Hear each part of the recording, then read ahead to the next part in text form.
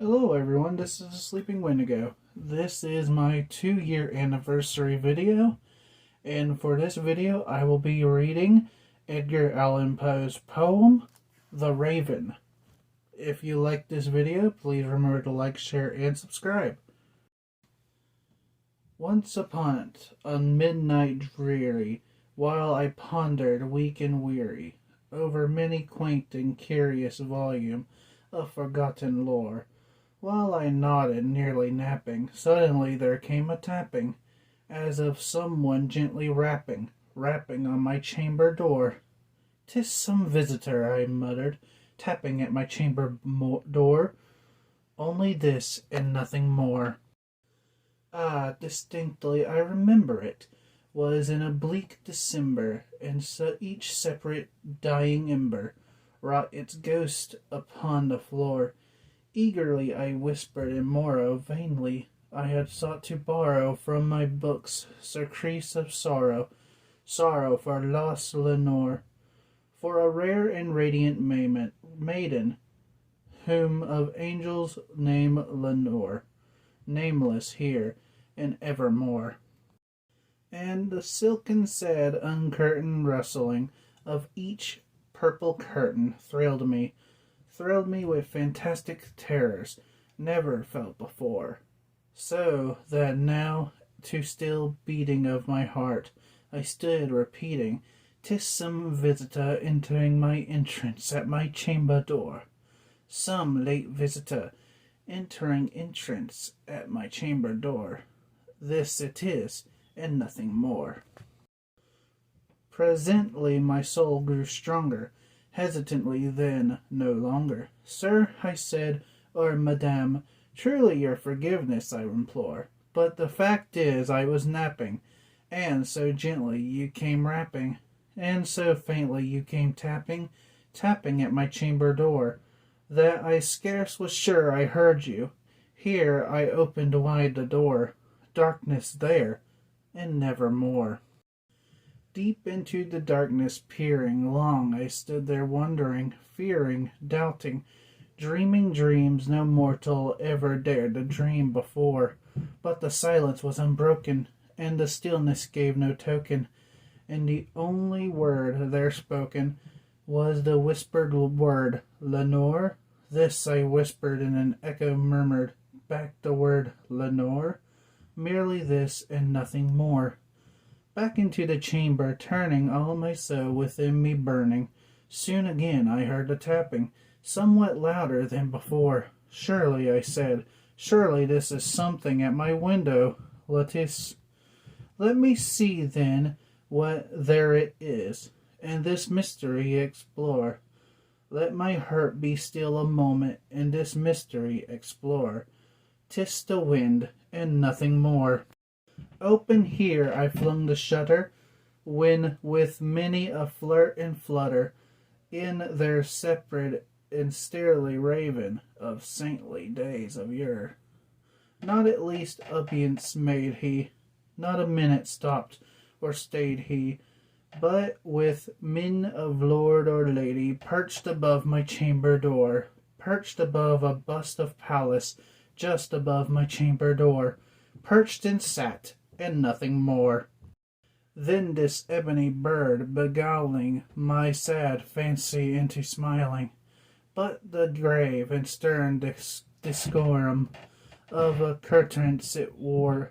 "Though thy crest be shorn and shaven, thou," I said, "art sure no craven, ghastly, grim, and ancient raven, wandering up from the nightly shore. Tell me what thy lordly name is on the night's Praetorian shore." Quoth the raven, "Nevermore." Much I marvelled this ungainly fowl to hear discourse so plainly, though its answer little meaning, little reverence born. For we cannot help agreeing that no living human being ever yet was blessed with seeing a bird above his chamber door, bird or beast upon the sculptured bust above his chamber door, with such name as Nevermore. But the raven, sitting lonely on a placid bust, spoke only that one word, as if his soul in that one word he did outpour. Nothing further did he utter, not a feather did he flutter, till I scarcely more than muttered, other friends have flown before. One on the morrow he will leave me, as my hopes have flown before. Then this bird said, nevermore. Startled at the stillness broken by a reply so aptly spoken, dauntless I said, what it utters is only stock and store, caught from some unhappy master, whom unmercifully disaster followed, fast and followed faster, till his songs one burden bore, till the dirges of his hope the melancholy burden bore of never, nevermore. But the raven still ungalling all my fancy into smiling, straight I wheeled into cushioned seat in front of the bird, and a bust of the door. Then upon the velvet sinking, I betold myself into linking fancy unto fancy, thinking what this ominous bird of yore, what this grim, ungainly, ghastly gaint, an ominous bird of yore, meant in croaking nevermore. This I sat engaged in guessing, but no syllable expressing to the fowl whose fiery eyes now burned into my bosom's core. This and more I sat dividing, with my head at ease reciling, on the cushion's velvet lining, and that lamp glowed goaded her. But whose velvet violet lining, with the lamp light goading her, she shall pass, ah, nevermore. Then, melon thought, the air grew denser, perfumed from an unseen censer, swung by seraphine, whose footfalls tinkled onto the tufted floor. Wretch, I cried, thou God hath lent thee, by these angels he hath sent thee respite thee, Nephilim, from thy memories of Lenorn.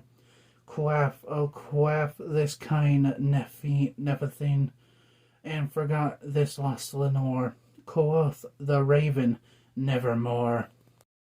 Prophet, said I, thing of evil, prophet still, if bird or devil, whoever tempteth sent, or whatever tempteth sought thee heard ashore, desolate yet all undaunted, on this desert land enchanted, on this home by horror haunted, tell me truly, I implore, is there blame or guiled?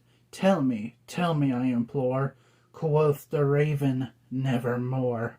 Prophet, I said, the thing of evil, prophet still, if bird or devil, by that heaven that bends above us, by the God we both adore, tell this soul with sorrow laden, if within the daintest Adin it shall clasp a sainted maiden, whom the angels name Lenore.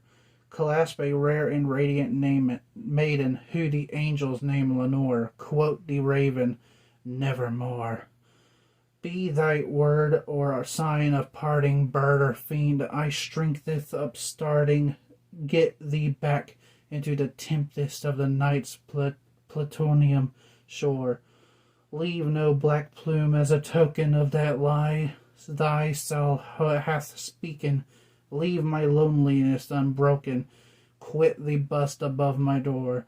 Take thy beak from my heart, and take thy form from off my door. Quoth the raven, nevermore.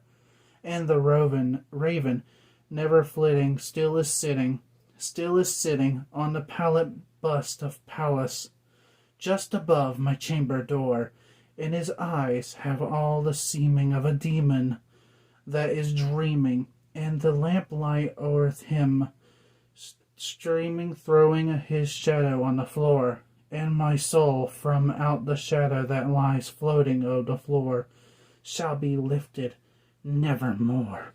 Hello guys, this is the Sleeping Wendigo, and I would like to thank you for coming to my 2-year anniversary special here on YouTube. If you liked the video, please remember to like, share, and subscribe, and to follow me on Twitter. A link to that will be in the description below.